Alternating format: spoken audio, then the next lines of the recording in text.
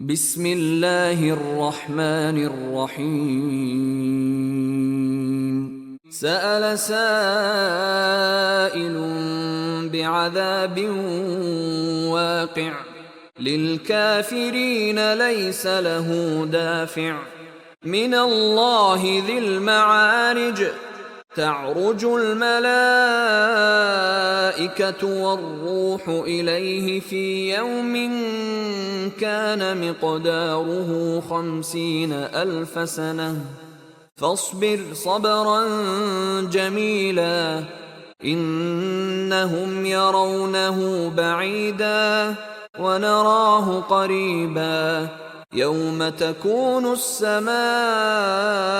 كالمهل وتكون الجبال كالعهن ولا يسأل حميم حميما يبصرونهم يود المجرم لو يفتدي من عذاب يومئذ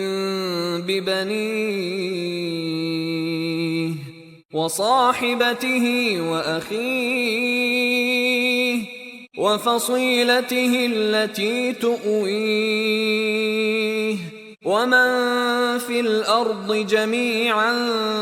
ثم ينجيه كلا إنها لظى